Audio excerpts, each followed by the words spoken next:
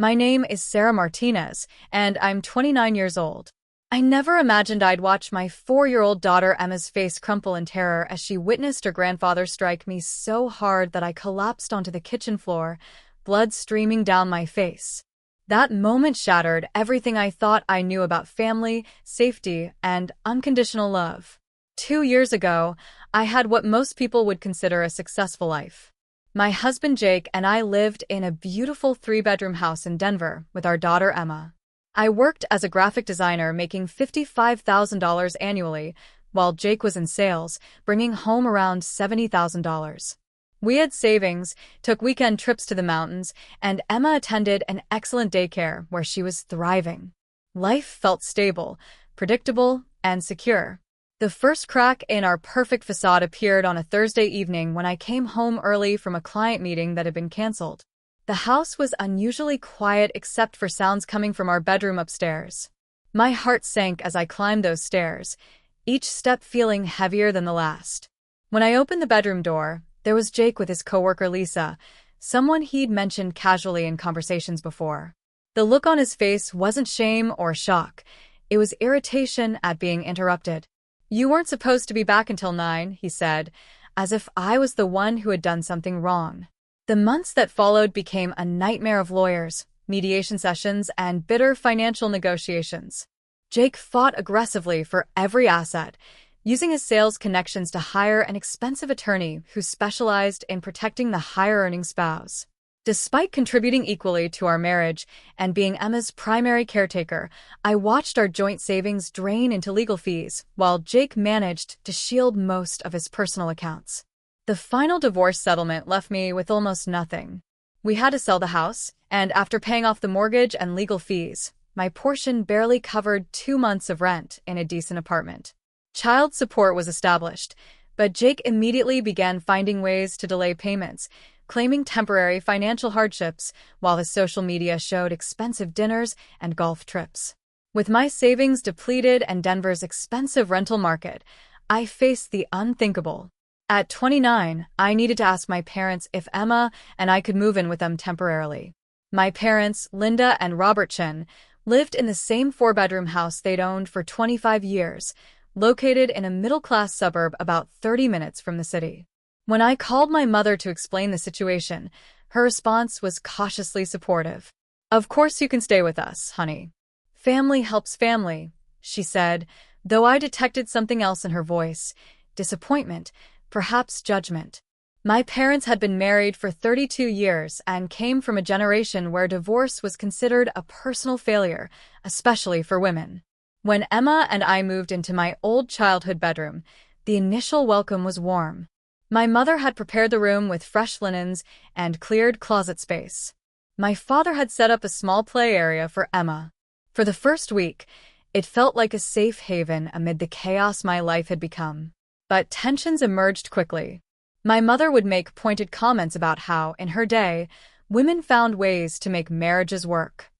My father would sigh heavily whenever I mentioned difficulties with Jake or job hunting. Neither said it directly, but their implication was clear. I had somehow failed at life and was now disrupting theirs. Finding new employment became my priority, but the design industry had evolved significantly since I'd started my previous job 5 years earlier. Many interviews ended with companies wanting someone with more current digital platform experience. The positions I qualified for offered significantly lower salaries while living costs continued to climb. Meanwhile, Emma struggled to adjust. She had to change daycares mid-year, leaving behind friends she'd known since she was 2. She couldn't understand why we weren't in our house anymore, or why she only saw her father on weekends. At night, she would often climb into bed with me, asking when we could go home. "We'll have our own place again soon, sweetheart," I promised her night after night, trying to believe it myself. Despite these challenges, I remained determined. I took online courses to update my skills while applying for jobs during the day. I picked up freelance projects that paid barely minimum wage but gave me current work samples. I cut every possible expense, selling my car for an older model, canceling subscriptions, and buying Emma's clothes from thrift stores.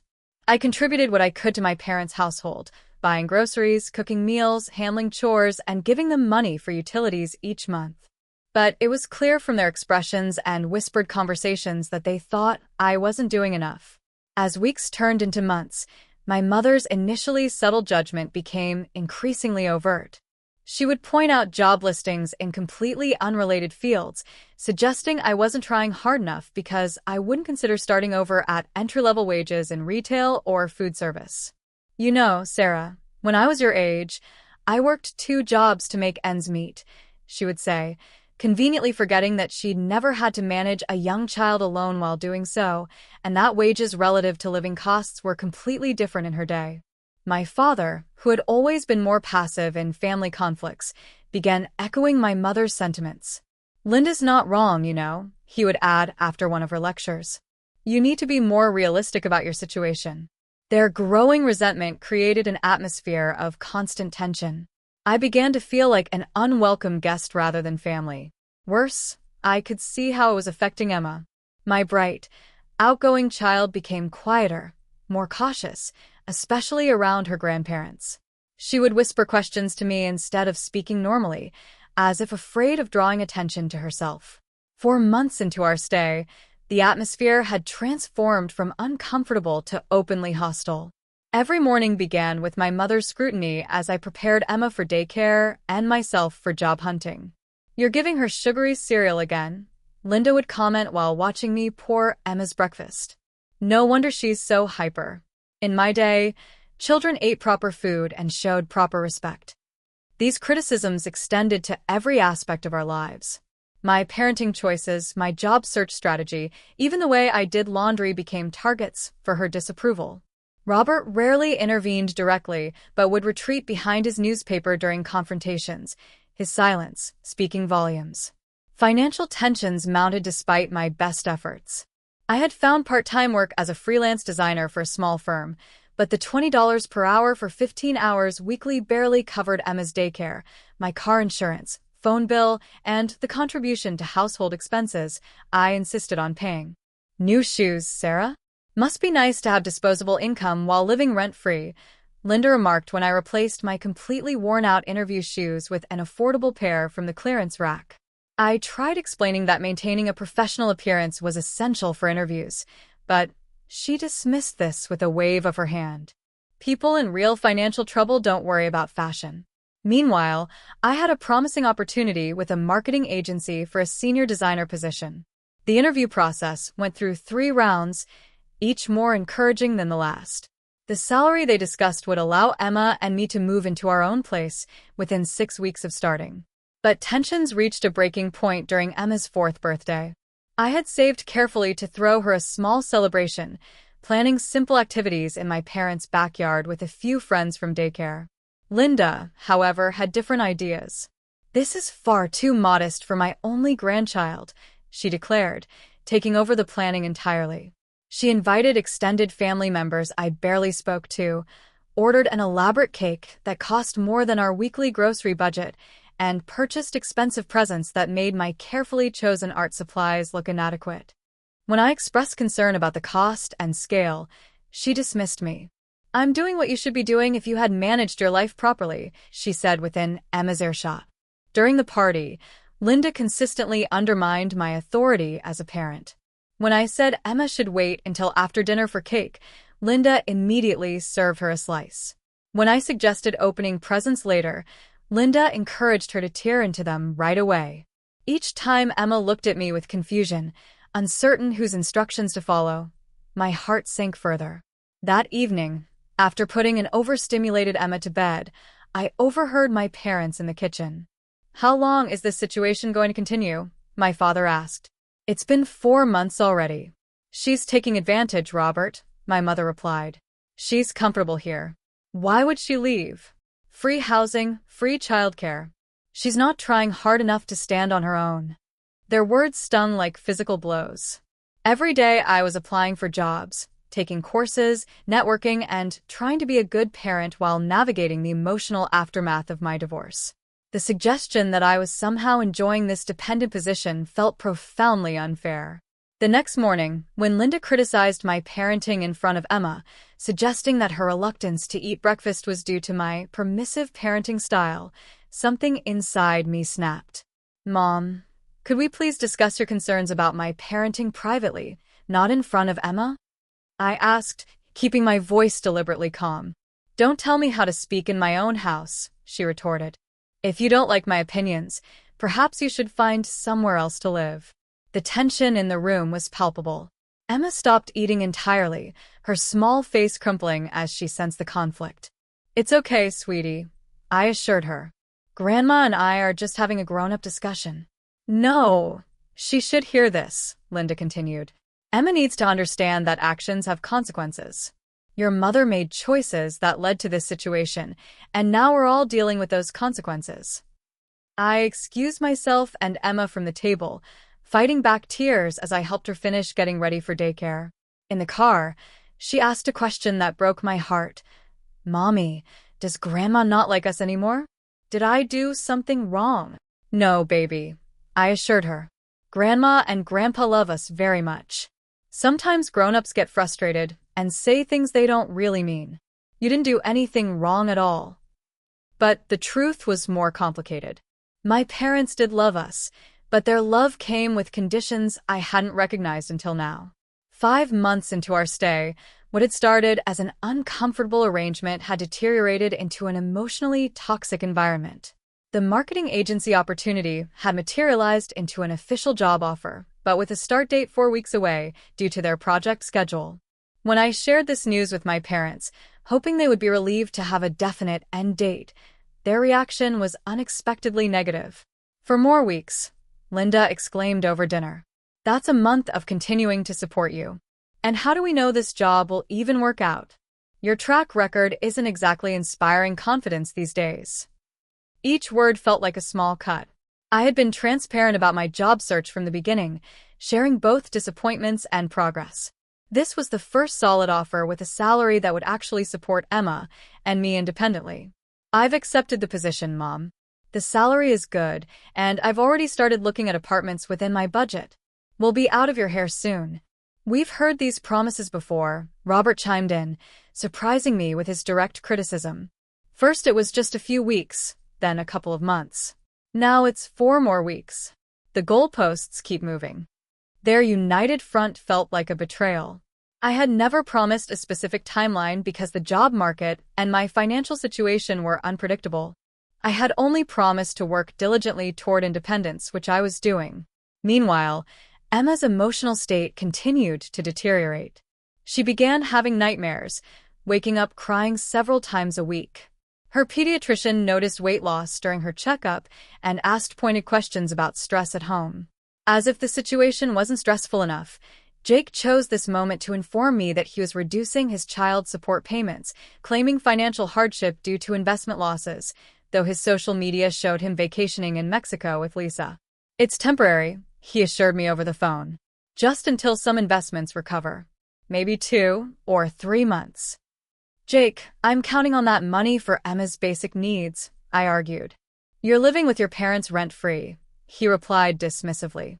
It's not like you have major expenses right now. The reduced child support meant delaying my plans to secure an apartment immediately after starting the new job. I would need at least 2 paychecks to cover security deposit and first month's rent, pushing our move-out date further away. Before I could figure out how to address the situation, another crisis emerged.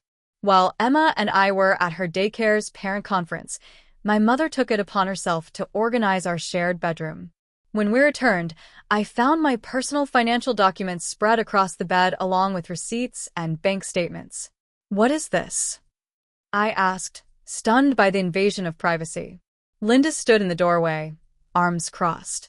I was cleaning and found your paperwork. I'm concerned about your spending habits. I saw charges for restaurants and coffee shops. If you're so desperate for money, perhaps luxury purchases shouldn't be your priority. The restaurant charges were from $8 meals during job interviews that ran through lunch. The coffee shop charges were from the only place with reliable Wi-Fi where I could work on freelance projects while Emma was at daycare. You went through my personal financial records? I asked, struggling to keep my voice steady as Emma watched from behind me. This is my house. I have a right to know what's happening under my roof, especially when it affects me financially. The conversation deteriorated from there, with Linda insisting her invasion was justified and my objections proving I had something to hide. When I suggested that adults deserve privacy regardless of their living situation, Robert joined in, backing his wife as always. Your mother is just concerned about your future, he said. Maybe a little more transparency would help build trust. The irony of being lectured about trust by people who had just violated my privacy was almost too much to bear. The final straw came 3 days later. Emma had been working on an art project for daycare, a family drawing that she had poured her heart into, carefully coloring and decorating. She had worked on it for days, and it was due the following morning.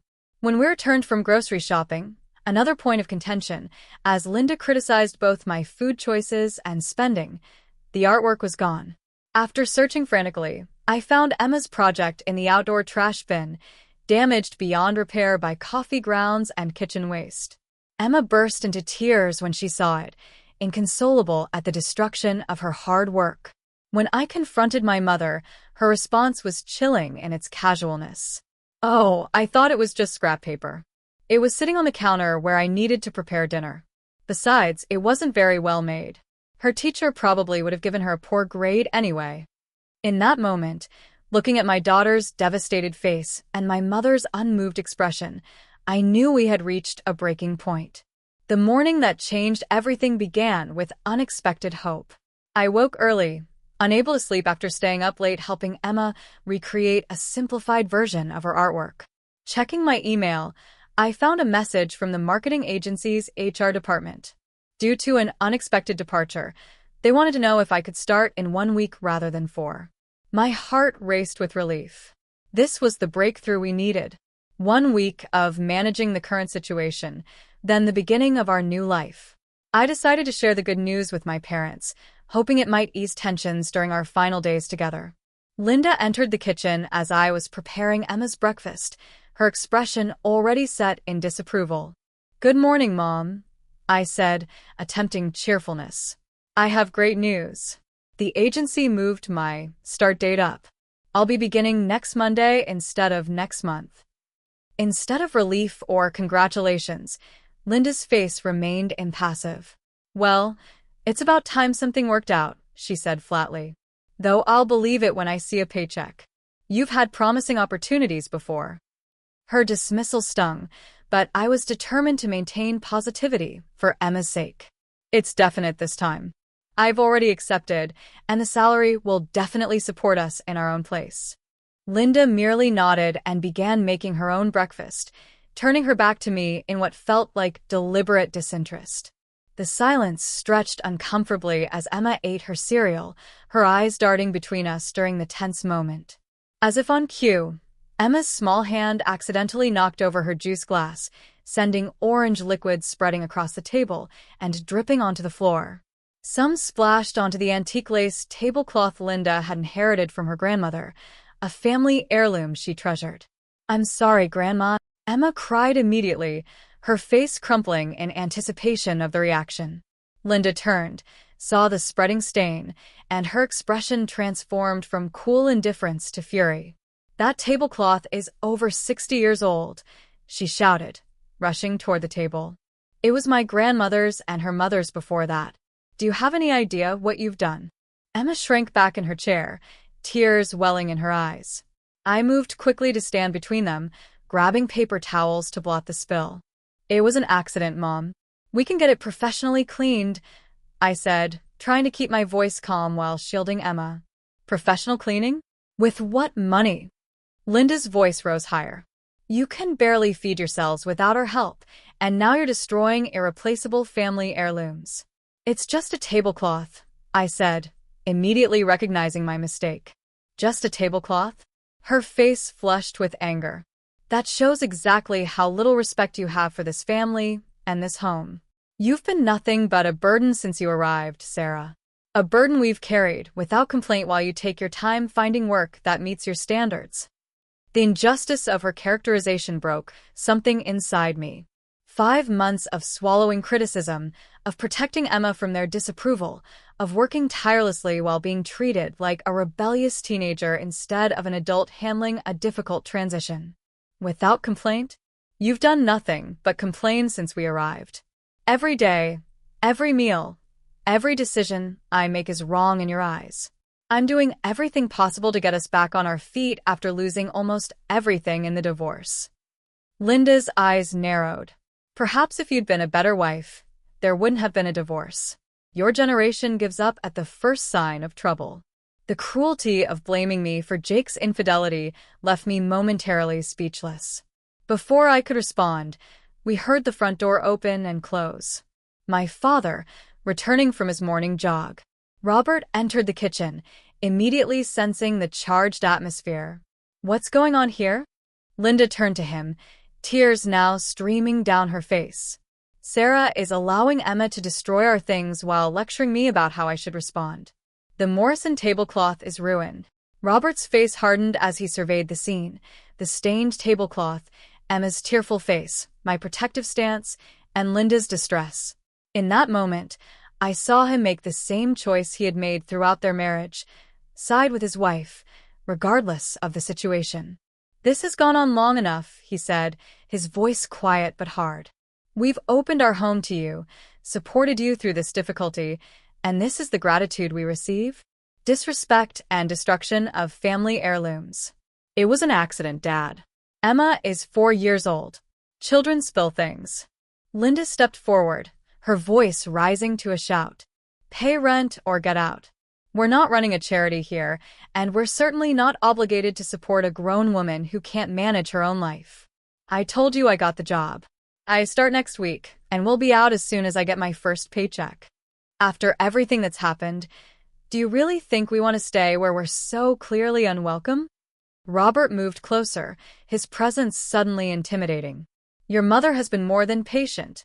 We're not asking for back rent, just some basic respect and consideration. Respect? You want to talk about respect? My voice rose despite my efforts to remain calm. Was it respectful to go through my financial papers? Was it respectful to throw away Emma's artwork? Was it respectful to constantly criticize my parenting in front of her? Robert's face flushed dark red. Don't you dare speak to us that way in our own home. Your mother has done nothing but try to help you, and this is how you repay her. Help me by constantly telling me what a failure I am? By making Emma feel like she's walking on eggshells? That's not help, Dad. That's emotional abuse. The word abuse seemed to trigger something in my father. His hand moved so quickly, I didn't have time to react. The slap connected with my left cheek with stunning force, knocking me sideways. I lost my balance, my temple connecting with the corner of the kitchen counter as I fell. I hit the floor hard, momentarily dazed. Warm wetness trickled down my face, blood from where my head had struck the counter edge. The kitchen fell silent except for Emma's terrified screams as she witnessed her grandfather's violence. Mommy, she cried, rushing to where I lay. Mommy, you're bleeding. Time seemed suspended as we all processed what had just happened. Robert stood frozen, looking at his hand as if it belonged to someone else. Linda remained where she was, making no move to help me or comfort Emma. With shaking hands, I touched my temple, my fingers coming away red. The cut wasn't deep, but head wounds bleed profusely. More than the physical pain was the shock of violation. My own father had struck me with enough force to knock me down in front of my child. Emma's continued cries broke the frozen moment. I pushed myself up, fighting dizziness, and pulled her into my arms. It's okay, baby. I'm okay, I whispered, though we both knew it was a lie. Robert finally spoke, his voice strangled. Sarah, I didn't mean. I cut him off, suddenly calm with absolute certainty. We're leaving now. Don't be ridiculous, Linda said, finally moving forward. You're bleeding. Let me get the first aid kit. Don't touch me, I said, my voice steady despite the adrenaline. Emma, sweetheart, we need to go pack our things. Can you be my big helper? Emma nodded, her small face still streaked with tears. She took my hand, and we walked past my parents without another word. In our bedroom, I moved with mechanical efficiency, grabbing our suitcases and filling them with essentials: clothes, toiletries, Emma's favorite stuffed animals, my laptop and job documents, our identification papers. Emma followed my lead silently, bringing me items when asked, her eyes never leaving my bleeding face. "Where are we going, Mommy?" she finally asked as I zipped the second suitcase. The question momentarily stopped me. Where were we going? We had no apartment waiting, barely enough savings to last until my first paycheck. But the answer was clear nonetheless. Somewhere safe, sweetheart. Somewhere where no one will hurt us. I helped Emma into her jacket, grabbed our suitcases, and led her back through the house. My parents stood in the living room, watching our exodus with expressions mixing shock, anger, and perhaps dawning realization. "Sarah, this is unnecessary," my mother said. "Your father lost his temper, but you provoked him. Let's all calm down and discuss this rationally." The victim blaming was final confirmation that leaving was our only option. There's nothing to discuss. No one who hits another person has the right to demand they stay for more abuse. "Where will you go?" my father asked, his voice smaller than I'd ever heard it. "That's no longer your concern," I replied, though I had no answer myself. As we reached the front door, I turned to look at them one last time.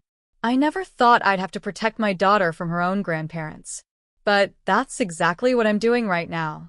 With those words, Emma and I walked out, leaving behind not just a house, but the illusion of family safety I had clung to throughout my adult life.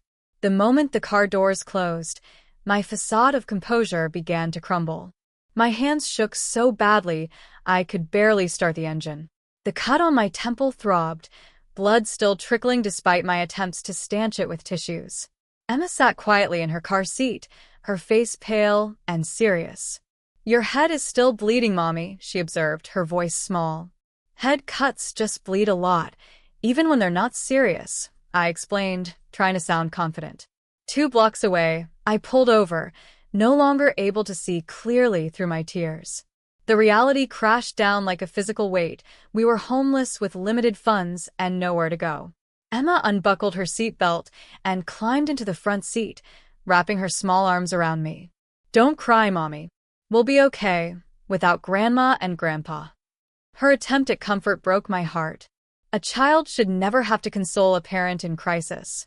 When I could breathe normally again, I made the only call that seemed possible to my friend Maya, my closest friend since college. "Maya, I'm so sorry to ask this, but Emma and I need a place to stay. Just for a night or two until I figure something out." "What happened?" she asked, concern evident. "Are you okay? You sound like you've been crying." The story spilled out in pieces: the confrontation, my father's violence, our hasty departure. Maya's gasps punctuated my narrative. "Come over right now," she said when I finished. "My couch is yours for as long as you need it. Do you need medical attention?" "At urgent care." The doctor confirmed the cut required 4 stitches. As the local anesthetic was injected and sutures placed, I stared at the ceiling trying to process how quickly life could change. This morning I'd been celebrating a job offer. Now I was homeless, injured, and separated from my family, perhaps permanently. Maya's 1-bedroom apartment barely accommodated us. That first night was sleepless. Emma dozed fitfully against me on the narrow couch while I remained awake, cycling through anger, betrayal, fear, and determination. Morning brought practical concerns. We needed our remaining belongings, but the thought of returning made me physically ill. Maya's boyfriend Tom, a kind man who worked as an EMT, offered to help. "I'll go with you," he said. "Your parents won't try anything with me there." At the house, Linda answered the door, her expression tightening when she saw my stitched temple, now surrounded by vivid purple bruising. "We're here for Sarah and Emma's things," Tom stated simply, his presence reassuring. She stepped aside wordlessly as we efficiently gathered what we couldn't fit in our initial escape. Tom made multiple trips while I directed what needed to be taken. Before leaving, I faced my mother one last time. "I don't expect you to understand what happened or your role in it, but I want you to know that Emma and I are safe and will be okay, without your help." Linda's face remained impassive. You've always been dramatic, Sarah. When you're ready to discuss this reasonably, you know where to find us. Her dismissal of violence as drama confirmed everything I needed to know about reconciliation possibilities.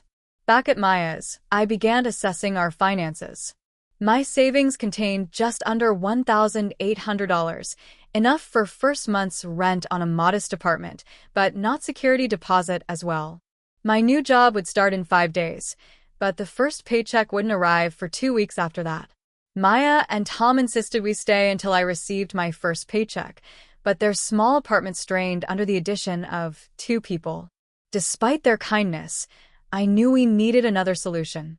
After researching options, I finally swallowed my pride and called the women's shelter Maya had gently suggested. New Hope Family Center had availability and offered not just housing but childcare assistance and job placement support. "You've called the right place," the intake coordinator assured me. "Let's talk about how we can help."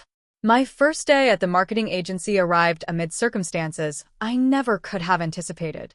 Instead of commuting from my parents' suburban home, I left from New Hope where Emma and I had been assigned a small but private room 3 days earlier. The facility was clean and secure, offering more dignity than I'd expected. Shared bathrooms and scheduled meal times reminded residents of our circumstances, but it felt safe, something our previous living situation had not provided. Emma had adapted with remarkable resilience. "You look beautiful, Mommy," she said that morning, watching me prepare for work. I had chosen a hairstyle that partially concealed the healing injury. At work, I projected confidence I didn't feel, but by mid-morning my new colleague Jessica noticed my careful movements and the fading bruises. "Are you okay?" she asked quietly during our break. "That looks like it was a serious injury." Something about Jessica's matter-of-fact tone, free of pity or judgment, broke through my facade. "My daughter and I are staying at New Hope until I can afford a place," I admitted. Jessica's expression remained unchanged. No shock, no awkward sympathy. "My sister manages some rental properties not far from here. She sometimes works with people in transition. Would you be interested in talking to her?" That simple offer became the first step toward rebuilding. Jessica arranged a meeting with her sister Carol for the following evening. Carol managed several apartment buildings and had a 1-bedroom unit available. "The owner allows payment plans for deposits in certain circumstances," Carol explained. "You'd pay first month's rent up front, then add $75 to each subsequent month until the deposit is covered." 2 days later, after employment verification, I signed a lease for our new apartment. The unit was basic, beige walls, worn carpet, dated kitchen, but it represented independence and safety. Standing in the empty living room after the shelter staff helped us move our belongings, the magnitude of starting over at 29 became clear. We had no furniture, minimal kitchenware, not even towels. That evening, Emma and I ate takeout pizza sitting on the floor using our suitcases as tables. "It's like camping inside," Emma declared, finding adventure where I saw scarcity. The next challenge emerged when updating Emma's daycare about our situation. Sitting with the director and counselor, I struggled to explain our circumstances without revealing too much trauma. "Miss Martinez, whatever you share helps us support Emma appropriately," the counselor said gently. I found myself explaining the basic outline: the conflict with my parents, the assault, our temporary shelter stay, and recent move. Instead of judgment, both educators responded with practical support, connecting me with programs providing school supplies and offering regular check-ins with Emma. "Children are remarkably resilient," the counselor assured me, especially when they have a consistent, loving parent guiding them through difficulties. Our first night in the apartment brought mixed emotions. The freedom of our own space was exhilarating, but once Emma fell asleep on our makeshift bed of blankets, the silence amplified my anxiety. Every building noise startled me. When I finally drifted off, nightmares jolted me awake repeatedly. These anxiety attacks continued nightly, always after Emma was asleep, as if my mind waited until it was safe to process the trauma. During daylight, I maintained functional composure, but in quiet darkness, suppressed fear emerged with physical intensity. Financial challenges remained acute until my first paycheck arrived. I had depleted savings for first month's rent, leaving barely enough for groceries and gas. The The arrival of my first paycheck brought overwhelming relief, modest after deductions, but representing the beginning of stability. An unexpected kindness emerged when Jessica noticed me eating the same sandwich for lunch several days running.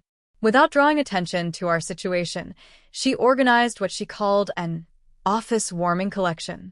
Colleagues contributed household items, dishes, towels, lamps, even a television someone had replaced. "We all go through tough transitions," Jessica said as she helped deliver these items. "Someday you'll be in a position to help someone else." As we arranged these secondhand treasures, I considered the complex question of my parents. Linda had called twice, leaving voicemails that expressed concern while justifying their actions. "We're worried about you and Emma," her most recent message said. "Your father feels terrible about what happened, but you have to understand how provocative your behavior was." The implication that I shared responsibility for being assaulted triggered renewed anger, but also sadness at recognizing they might never understand the gravity of what had occurred. 6 months after leaving my parents' house, Emma and I stood in our apartment surveying the transformation. Secondhand furniture created cozy spaces. Framed artwork, mostly Emma's creations, added color to previously blank walls. Potted plants thrived on windowsills. More important than physical changes was the invisible sense of security that had taken root. This modest apartment had become a sanctuary where we could heal without walking on eggshells. My professional life had stabilized beyond expectations. Meridian valued my design expertise, and my 3-month review resulted in positive feedback and advancement opportunities. The salary increase would allow us to move to a 2-bedroom apartment when our lease ended. Emma's recovery had been complex but remarkable. The first months after leaving, she'd struggled with separation anxiety and nightmares. With help from a play therapist, Dr. Kim, who specialized in childhood trauma, Lily gradually transformed. "Children process trauma through play in ways they can't articulate," Dr. Kim explained. "Emma is working through her experiences by creating narratives where she has control." Combined with our consistent routine and safe environment, therapy yielded noticeable improvements. Nightmares decreased, then largely subsided. Emma began forming friendships again, even requesting playdates with classmates. One of the most difficult aspects involved navigating the relationship with my parents. After 3 months of limited contact, I agreed to carefully controlled reintroduction, primarily for Emma's benefit. We met in neutral locations, parks, restaurants, always with clear time boundaries. Robert's initial awkwardness was palpable. During our second meeting, while Emma played nearby, he attempted what he considered an apology. "I've never been a violent man," he said, staring at his hands. "What happened that day wasn't me." "But it was you, Dad," I replied evenly. "You made a choice in that moment, and it changed everything between us." "What do you want from me, Sarah?" he asked, genuine confusion in his voice. "I've said I'm sorry." His question revealed the fundamental disconnect. An apology should erase the violence. He couldn't grasp that trust once broken so profoundly couldn't be repaired with words alone. Linda struggled even more with new boundaries. She continued attempting criticism disguised as concern, though careful never to cross lines I'd established. "Emma looks a bit thin," she might comment. "Are you sure she's eating enough?" Now I simply acknowledged such remarks without emotional engagement. "Her pediatrician is pleased with her growth, but thanks for your concern." This neutral response gradually diminished her commentary frequency. Our most significant progress came through the support network that formed around us. Jessica introduced me to a single parents group that met weekly, providing both practical assistance and emotional validation. Through these meetings, I connected with other adults rebuilding lives after family estrangements.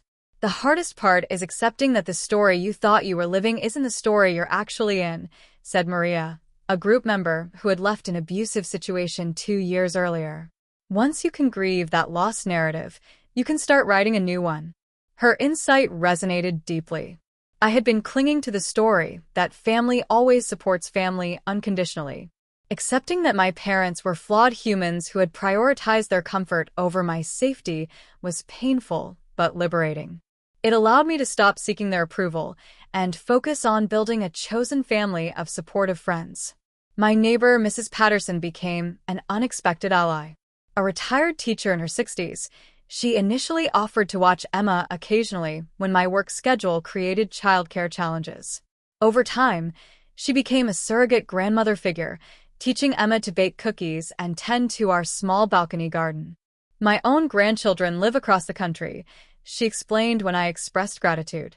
Having Emma in my life brings me joy. You're not imposing. You're allowing me to be part of a family again. Even my relationship with Jake evolved towards something more functional. After months of erratic support payments and minimal involvement, he seemed to register the significance of changes in our lives. He began meeting his financial obligations consistently and requested more regular visitation with Emma. During one exchange, he actually acknowledged my efforts. "You've done a good job with her through all this," he said awkwardly as Emma gathered her belongings after a weekend visit. "She seems happy despite everything." Coming from Jake, this qualified as effusive praise. Financial stability built slowly, but steadily. 6 months after starting at the agency, I had established an emergency fund covering 1 month of expenses. Modest, but significant progress from our previous financial precipice. My credit score, damaged during the divorce, had begun recovering as I maintained consistent payment histories. One evening, as Emma and I prepared dinner in our small kitchen, she asked a question revealing her own processing of our experience. "Mommy, are you still mad at Grandma and Grandpa?" I paused, considering how to answer truthfully while remaining age-appropriate. "I'm not mad anymore, but I'm still sad about what happened. Sometimes people we love make big mistakes that change relationships forever. I'm trying to build a new kind of relationship with them that feels safe for both of us." She nodded seriously, stirring pasta sauce with focused concentration. "Like when I broke Maddie's toy at daycare, and she was really mad, but then we made friendship rules so we could still be friends but safely." Children's ability to find relevant parallels never ceased to amaze me. "That's actually a really good comparison, sweetie. I'm glad we have our own home now," she added after a moment. "I like that nobody yells here." Her simple observation encompassed everything I had worked to achieve, not just physical shelter, but emotional safety. Our apartment might be modest by conventional standards, but it provided the security and peace that no material advantage could replace. As we sat down to our simple meal, I reflected on the strength I had discovered through adversity. The woman who had arrived at New Hope with stitches in her temple and a traumatized child had been desperate but determined. 6 months later, that determination had manifested as a stable home, promising career, and healing relationships. The journey wasn't complete. Recovery rarely follows a linear path, but the foundation was solid. "What are you thinking about, Mommy?" Emma asked, noticing my momentary introspection. "I'm thinking about how proud I am of us," I answered truthfully. "We've been through some really hard things, but we've stayed strong together." Emma grinned, revealing the gap where she'd recently lost a tooth. "We're a good team." "The best team," I agreed, reaching across to squeeze her hand. Our story wasn't one I would have chosen or expected. From suburban comfort to shelter housing in months was never on my life plan. But within this unexpected narrative, I had discovered reservoirs of resilience I never knew I possessed and built connections based on authentic support rather than obligation. Most importantly, I had shown Emma that safety and dignity are non-negotiable rights, that love without respect isn't really love at all, and that sometimes the family we build matters more than the family we're born into. Today, as I write this story, Emma is thriving in first grade, making friends, and excelling academically. We've moved to a 2-bedroom apartment where she has her own space. I've been promoted to senior designer with a salary that allows us not just to survive, but to plan for the future.